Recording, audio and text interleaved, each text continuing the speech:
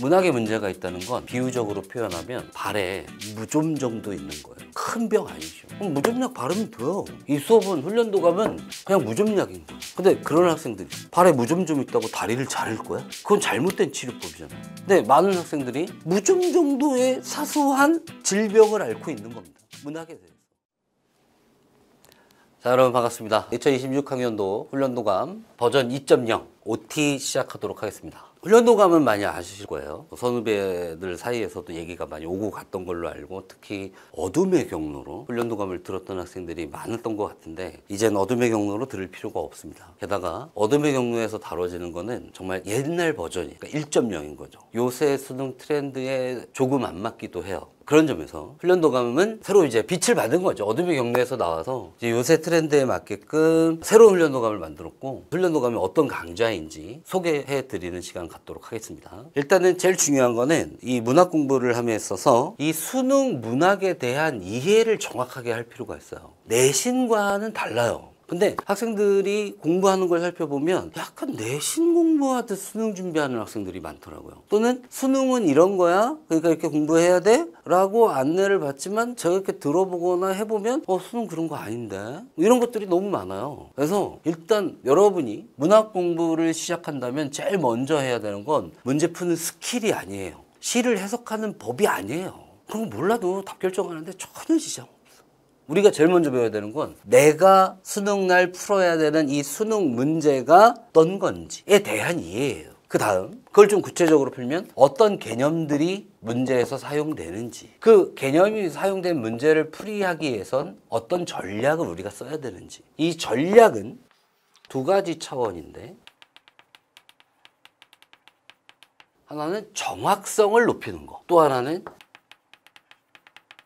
시간을 단축하는 겁니다. 어떤 전략을 써서 우리의 정확성을 높일 것이며 우리가 문학에서 시간을 줄일 것이냐. 당연히 뒤에 나오는 시간 단축은 그런 차원이에요. 이 둘은 따로 갈 수가 없어요. 아무리 좋은 문제풀이 전략이라 하더라도 그 전략을 쓰는 데 있어서 수능시험날 시간을 많이 써야 된다라면 좋은 전략이라고 할 수 없습니다. 항상 문학 문제를 풀 때 염두에 둬야 되는 건 문학은 빨리 끝내야 된다. 그럼 쌤, 그게 빨리 하다가 실수 나면 어떡하죠? 빨리 했기 때문에 실수를 하는 게 아니라 실력이 없어서 실수를 하는 거예요.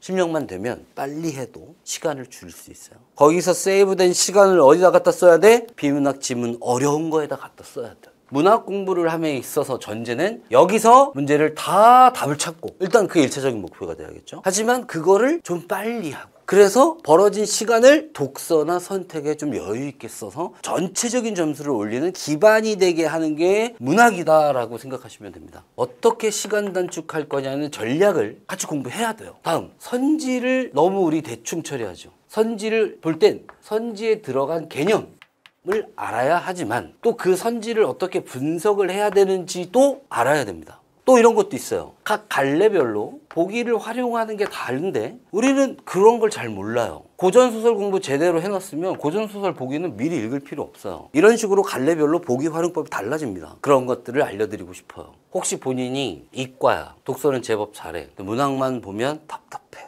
공부를 해도 실력이 늘지 않는 것 같아, 그러면 방향을 잘못 잡은 거예요. 문학이 어려워서 그런 거, 대단해서 그런 게 아니라 방향 자체를 잘못 잡은 거예요. 이런 방향으로 공부를 하면 문학이 결코 너무 어려워서 이거 풀지 못한 그런 상황은 생길 리가 없어요. 문학에 문제가 있다는 건 비유적으로 표현하면 발에 무좀 정도 있는 거예요. 큰 병 아니죠. 그럼 무좀약 바르면 돼요. 이 수업은 훈련도감은 그냥 무좀약인 거예요. 근데 그런 학생들이 있어. 발에 무좀 좀 있다고 다리를 자를 거야? 그건 잘못된 치료법이잖아요. 근데 많은 학생들이 무좀 정도의 사소한 질병을 앓고 있는 겁니다. 문학에 대해서. 근데 막 수술하려고 그래. 약 바르면 될 일이에요. 건조하게 이렇게 말려주면 돼. 그러면 그냥 깔끔하게 해결되거든. 본인이 갖고 있는 문학의 문제를 심각하게 생각하는 것부터 문학은 잘못된 방향으로 가게 되는 겁니다. 여러분이 아무리 문학을 못한다 하더라도 나 심각한 문제가 있어 라고 생각을 하지 말으셔야 돼요. 내가 갖고 있는 문제는 사소한 거야. 금방 해결될 수 있어 라고 생각하고 이런 공부를 해주시면 정말 그 여러분이 갖고 있는 문제가 사소한 것처럼 느껴지기 시작하면서 어느새 쑥 자라 있을 거예요. 강의 어떻게 진행되는지 이제 목차 확인해 볼게요. 당연히 현대시부터 시작합니다. 근데 현대시를 어떻게 읽을 것이냐 이런 거 안 할 거예요. 그거는 여기서 시작은 뭘로 시작할 거냐? 본질에 대한 이해로부터 시작할 거예요. 좀 지루하더라고요. 근데 이거를 알면 해석이 편해져. 진짜로. 해석을 할 때 뭐가 필요할까? 상상력이 동원돼야 되고 지식이 있어야 돼. 여기서 더 중요한 건 지식입니다. 둘을 연결하면 철저하게 지식에 기반한 상상력이 필요해요. 그리고 나서 제가 알려드리는 해석법. 시를 읽을 때 뭐를 체크하자, 뭐를 찾아내자 하는 것들이 있을 거거든요. 찾아내기만 하면 되는데 그게 결코 학생 수준을 넘어서는 방법은 아닙니다. 제가 수업 시간에 이런 말 자주 할 거예요. 학생은 여기까지다. 더는 못한다. 근데 학생 거기까지만 하면 되는데 거기가 어디냐? 이거예요.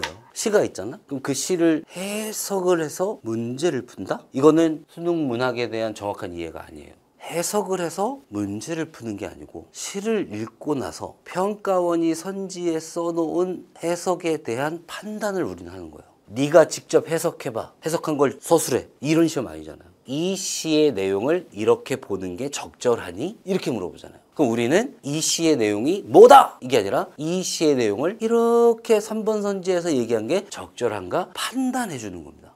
판단하는 건 학생 수준이에요. 근데 해석하는 건 학생 수준이 아니에요. 그럼 무슨 공부를 하는 게 맞아? 판단에 대한 공부를 하는 게 맞다는 거지. 어떻게 하면은 적절한 선지를 판단할 것이냐. 어디까지 읽으면 적절하지 않다는 판단을 명료하게 수능시험날 할 수 있고 빨리 다음 문제로 넘어갈 수 있느냐는 기준을 세우는 거예요. 자기 안의 기준. 근데 우리가 수능문학 공부할 때 일반적으로 기준을 세우는 공부를 하나요? 안 해요. 자꾸 뭐 방법 같은 걸 배워서 써먹으려고 한다는 거예요. 내 안에 실력은 하나도 안 쌓이고 어디서 배운 방법을 어떻게 써먹지? 그 고민밖에 없어요. 그리고 방법이 안 통하면 아무것도 못해. 바보가 되어 있어. 그렇게 안 해도 답 찾을 수 있는 문제 되게 많은데 그게 너무 아쉬워요. 특히 이과 학생들. 아, 문학은 뭔가 애매해요. 이 말은 반은 맞고 반은 틀려. 문학은 애매해요. 애매하죠. 시는, 작품은. 근데 뭐는 안 애매할까? 문제는 선명합니다. 특히 답은 노골적이야. 답 알고 나면 얼마나 노골적이에요. 근데 문제를 풀 땐 왜 꼭 두 개가 남지? 그리고 둘 중에 하나 고르면 왜 꼭 틀린 걸 고르지? 공부가 안 돼 있기 때문에. 수능 국어에 대한 제대로 된 이해가 안 돼 있기 때문에 그렇습니다. 그래서 우리 이 수업은 야, 이런 해석법이 있어. 자, 이 작품에 적용해보자. 그거 아니에요. 그렇게 수업 안 할 겁니다. 자꾸 여러분에게 뭔가 시킬 거예요. 지금 현장 수업 그렇게 진행하고 있어요. 시 있지? 읽어봐. 어디까지 해봐. 반으로 나눠봐. 세 토막 내봐. 정서 바뀌었나 찾아봐. 직접 여러분을 훈련시키니까 훈련 도감인 거예요. 그러면 그 과정에서 발전할 수밖에 없어요. 그런 일련의 흐름을 통해서 수능 문학에 대한 이해가 생기고 뭐가 적절한 건지 뭐가 적절하지 않은 건지 자기 기준이 분명하게 세워진다는 거지. 아, 그러면 문학처럼 쉬운 거 없습니다. 근데 그렇게 열심히 했어. 그럼에도 현대시는 어려울 수 있잖아요. 어렵다면 그럼 어떻게 할 거냐. 그것도 같이 공부해 보도록 할게요. 어렵다면 어떻게 할 거냐. 대비하셔야죠. 자, 현대시로 이렇게 시작을 합니다. 그 이제 문학에 대한 머릿속에 얼개가 만들어져요. 그걸 어디다 적용할 거냐? 현대소설에 적용할 겁니다. 첫 번째, 장면을 나누면 출제 요소가 보인다. 그 긴 지문은 어떤 소설의 일부예요. 근데 이 지문은 어떤 식으로든 시간이 바뀌든 공간이 바뀌든 인물의 심리가 바뀌든 끊을 수 있어. 그럼 잘 보면 한 문제 한 문제 한 문제 주로 이런 식으로 출제가 이루어져요. 여기서의 초점, 여기서의 초점, 여기서의 초점 이런 것들이 출제가 됩니다. 물론 연결해서 낼 때도 있어요. 하지만 일단 끊는 것을 정확하게 한다면 출제 요소가 보이고 그럼 뭐가 또 보일까? 답도 보여요. 두 번째는 시점과 시각인데 이 시점과 시각에 대한 이론적인 공부 당연히 해야 돼요. 자주 물어보니까. 근데 잘 모르더라고. 굉장히 정확하게 시점과 시각에 대한 이론 공부를 할 겁니다. 그리고 나서 실제로 어떻게 읽을 거냐? 장면 나누어 가면서 서술자의 내면을 따라갈 거예요. 장면을 나누면서 서술자의 내면을 따라갈 겁니다. 그때 특히 3인칭 시점 많이 나오잖아. 3인칭 서술자가 우리에게 바라는 게 뭔지 같이 공부할 거예요. 저는 예전에는 이런 식으로 수업했었어요. 훈련도감 1에서는 심리 위주의 소설은 이렇게, 대화 위주의 소설은 이렇게. 이것도 수업 시간에 다뤄지기는 할 겁니다만 이게 메인이 아니라 전체적으로 우리가 현대소설을 어떻게 읽을지에 대해서 그냥 일단 읽어보자가 아니에요. 어떻게 읽을지 그 방향성과 과정에 대한 어떤 절차, 내가 해야 되는 것들을 분명하게 정립한 상태에서 지문으로 들어가는 거예요. 그걸 훈련을 할 거예요. 그래서 지문이 뭐가 나오든 좀 일관되게 현대소설 지문을 읽어낼 수 있게끔. 물론 그 과정에서 현대소설의 개념, 현대소설의 문제풀이 어떻게 할 거냐, 현대소설에서는 시간 단축을 어떻게 할 거냐, 선지 어떻게 분석할 거냐, 현대소설의 보기는 어떤 특징이 있다? 역시 하겠죠. 자, 여기까지 현대문학에 대한 점검이 끝났고 현대소설에 대한 공부가 끝났습니다. 그러면 그 소설 공부의 내용을 그대로 고전소설에 입혀서 이제 고전소설도 소설이니까 소설의 특징이 있겠죠. 현대소설을 어떻게 읽을지가 고전소설에도 그대로 반영되긴 하지만 고전소설이기 때문에 알아야 될 어휘들이 있어요. 모르면 안 돼. 공부해야 돼. 같이 합시다. 복잡한 인물관계 현대소설과 다르죠? 현대소설은 많아봤자 두세 명 나오는 게 끝이야. 근데 고전소설은 어때? 10명 이상 나올 때도 있어. 그럼 그 복잡한 인물관계 호칭 변화 정확하게 잡아내는 훈련 해야 되고 이게 될 때 고전소설은 시간 단축할 수 있어요. 정확성을 높일 수 있습니다. 훈련을 특별히 따로 해야 돼요. 다음, 너무 쪼잔해. 야, 이렇게까지 쪼잔하게 낼 수 있나? 뭐 인물관계 쪼잔하게 낼 수 있고요. 상황, 장치들, 쪼잔하게 내는 장치들 무엇이 있는지. 주인공이 중요할까요? 시녀가 중요할까요? 주인공이 중요하죠. 사실 문제 딱 보면 시녀 춘섬은 뭐 이런 식으로 나와. 읽을 때 신경도 안 썼는데. 그러면 큰일 나는 거야. 다시 읽으러 들어가야 돼. 춘섬이 어디 있는지 찾기조차 시간이 걸려. 그러면 안 돼. 아예 미리 뭐를 물어볼지 선점하고 들어가야 돼. 고전소설과 현대소설은 어차피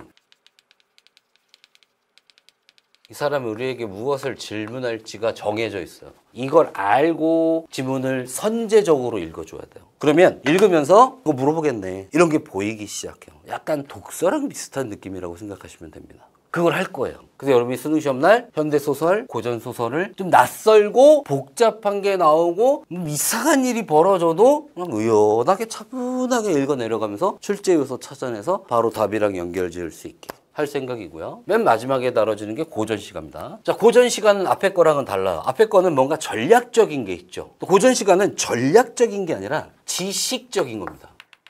모르면 틀리는 거예요. 그래서 고전시가를 이해하기 위해서는 방법론이 필요한 게 아니라 고전시가에 자주 나오는 어휘를 아셔야 돼요. 그리고 고전시가를 어떤 식으로 해석하는 룰이 있다는 걸 알아야 됩니다. 같이 공부할게요. 또 분위기만 잘 파악해도 작품을 읽어낼 수 있어요. 그 분위기를 만드는 건 여기가 자연이냐 속세냐 가난한 삶의 공간이냐 뭐 이런 것들이거든요. 그러니까 이런 것들을 정확하게 파악하면 어렵지 않다. 근데 이런 걸 하려면 뭐가 필요하다? 지식이 필요하다. 그래서 이 지식에 대해서 알려주겠다 그 말인 거예요. 자, 극문학이 있습니다. 극문학은 무대 상연을 전제로 하는 희곡이 있고 영상물로 제작하려고 하는 시나리오가 있어요. 지금 몇 년 동안 수능 문학에서 극문학은 출제되지 않고 있습니다. 올해도 그럴까요? 저는 올해 한 번쯤은 6구 수능에서는 극문학이 나오지 않을까라는 생각이 들어요. 만약에 6월이나 9월 중에 한 번이라도 극문학이 나왔다 면 수능날 극문학 나올 확률은 매우 높아지게 됩니다. 극문학 공부도 하셔야 돼요. 그래서 희곡 어떻게 읽을지, 시나리오 어떻게 읽을지 철저하게 공부 같이 할게요. 얼핏 보면은 어둠의 경로에서 돌아다니고 있는 훈련도감과 큰 차이 없을 수 있어요. 근데 이미 제가 2001, 2, 3, 4, 5 학년도 6월, 9월 수능 문학을 철저하게 분석을 해보니 조금은 달리 얘기해야 되는 부분들이 있는데 이거는 좀 더 깊게 들어가야겠는데 하는 것들이 막 나오기 시작해요. 특히 작년 2025학년도 평가원 문학 문제들은 결코 만만하지 않았습니다. 근데 그 문제들도 따져보면 기본적인 것만 정확하게 하고 있으면 답은 다 찾을 수 있는데 문제 푸는 과정에서 그렇게 엉뚱한 생각들을 해. 그렇게 왜곡된 잘못된 지식이나 방법론을 가지고 문제를 접근하다 보니까 남들 다 답 찾는 거 혼자 이상한 게 골라놓고 자기가 왜 틀렸는지 몰라. 그런 일이 생기면 안 돼요. 적어도 여러분의 수능에서는 책이 매우 두껍습니다. 거의 450페이지 가까이 돼요. 뭐 문법책은 500페이지가 더 넘어가니까 그거보다 두껍지는 않겠지만 매우 두껍습니다. 할 게 엄청나게 많아요. 단기간에 빠른 속도로 완성해 주세요. 그럴 수 있으면 그렇게 해보겠는데 그런 거 없어요. 문학을 10강에 끝낸다? 문학을 뭐 10주에 완성한다? 저는 그건 말이 안 된다는 생각이 듭니다. 설령 이 강의가 완강되었다 하더라도 여러분은 여기서 배운 내용들을 끊임없이 기출분석에 적용하는 훈련을 해야 되는데 이 강의를 들었다면 기출분석하기가 정말 수월해져요. 왜냐하면 기출분석을 한 결과를 갖고 강의를 하는 것이기 때문에 아주 친절하게 할 거예요. 독서랑은 다릅니다. 독서는요 여러분을 좀 강하게 키울 거예요. 근데 문학은 그렇게 강해질 필요가 없거든. 독서는 야 이거 이런 내용이고 이렇게 연결돼서 이렇게 됐으면 이런 생각을 찾아냈어야 될 거 아니야 그러면서 막 여러분 머리에 쥐날 거예요. 근데 문학은 쥐날 일이 없어. 그냥 편안하게 이렇게 쇼를 보듯. 보시면 저런 거구나. 이제 알겠다. 그러면 그 상태로 문제를 딱 보면 답은 3번이겠네. 약간 이런 편안함, 그렇게 여러분을 끌고 가고 싶어요. 이 수업 들으면서 책 이거 한 권밖에 없거든요. 뭐 이거랑 뭐 같이 연계해서 볼 책도 안 만들었어요. 굳이 그런 걸 뭐하러 해? 이거 보고 기출 분석하면 끝인데. 거기에 EBS만 얹으면 돼요. 문학은 더 이상 할 거 없어요. 중요한 걸 빼먹고 할 수는 없기 때문에, 그리고 여러분들의 문학적 사고, 또 반드시 필요한 지식, 이런 것들을 여러분 뇌리 속에 확실하게 각인시켜 놓으려면 어쩔 수 없어요. 저한테도 시간을 주셔야 돼요. 제가 여러분을 바꿔놓을 시간. 문학에 너무나 약한 어떤 존재에서 세상에 문학보다 편한 건 없다는 존재로 여러분을 존재론적으로 변신시키기 위한 저에게 필요한 시간은 주셔야 합니다. 그러면 저는 어느 정도 장담할 수 있어요. 기존의 훈련도감이 보여줬던 성과가 있기 때문에 저는 사실 훈련도감 버전 1.0은 공공재라고 생각하거든요. 그럼 학생들만 받겠습니까? 다 받지. 그리고 많은 강의에 반영됐어요. 알고 있어요. 전 좋은 현상이라고 생각해요. 나만 할 거야. 이건 나만 몰래 애들한테 알려줘야 돼. 그런 생각 전혀 없어요. 제대로 된 문학 강의가 확산되는 건 너무 좋은 일입니다. 즐기고 있어요. 그래도 이런 훈련도감의 체계를 잡고 훈련도감에서의 제시됐던 방법론을 원래 만들었던, 그리고 최근의 경향에 맞춰서 좀 약간 변화를 준 저희 훈련도감 2.0은 기존과는 좀 달리 새로울 것이다. 그렇게 말씀드리고, 시작할 때 말씀드렸고 전체 커리큘럼 영상 때도 말씀을 드렸지만 이 수업을 듣는 현강 학생들은 실력이 매우 뛰어납니다. 물론 그 중에 수학은 되게 잘하는데 국어를 문학 때문에 못하는 애들이 되게 많아요. 수학은 뭐 원전수 100점 나오는 애들 수두룩해요. 근데 국어는 문학 때문에 3등급. 그러니까 뭔가 괴리가 심한 거지. 이과고, 뭐 과고도 아니고, 뭐 이런 학생들 많아요, 현장에. 근데 지금 강의 진행했는데 수업 끝나고 불러다가 앉혀놓고 얘기를 나눠보면 뭐 그렇게 어렵지 않대요. 따라올만 하대요. 제 생각에 얼추 한 4등급 안쪽, 5등급 안쪽만 들어올 수 있으면 강의 따라오는데 전혀 지장 없습니다. 저 6등급인데 저는 그러면 안 되겠네요. 이런 생각도 하지 마세요. 그 4등급과 6등급이 뭔 차이가 있겠어요. 시간만 확보되면 답을 찾을 수 있었어. 근데 시간 관리를 너무 못하고 있는 거지. 그렇기 때문에 길어진 거야. 편하게 생각하고 편하게 들으시면 된다. 그러니까 여러분은 수업 시간에 집중만 해주세요. 훈련도감 2.0은. 그럼 제가 집도이가 돼가지고 여러분의 뇌를 개조시켜 드리겠습니다. 자신 있어. 10년 넘게 했던 훈련도감 강의예요. 게다가 그걸 좀 더 업그레이드까지 했어. 더 자신 있어. 그건 좀 있고, 문학에서 문제가 있다면 훈련도감도 그 문제의 해결책이 될 수 있다는 것을 알아주셨으면 좋겠습니다. 열심히 준비했고요. 열심히 강의해 볼 테니까 여러분에게 조금이라도 도움이 되는 강의였으면 좋겠어요. 아마 맛보기로 1강 올라오겠죠? 1강 보시면 아마 요거 얘기할 거예요. 문학의 본질에 대한 거. 내가 문학 공부하면서 저런 거 생각한 적이 있었던가? 저런 걸 배웠던 적이 있었던가? 저게 문제 푸는데 무슨 도움이 되지? 라는 생각을 하면서 한번 들어보세요. 그리고 아마 2강 정도까지 듣게 되면 내가 문학을 헛공부하고 있었구나. 저런 것조차 모르고 문제만 풀고 있었네? 하는 깨달음이 올 수도 있습니다. 자, OT는 여기서 마무리 짓도록 하고 저는 강의에서 뵙도록 하겠습니다. 감사합니다.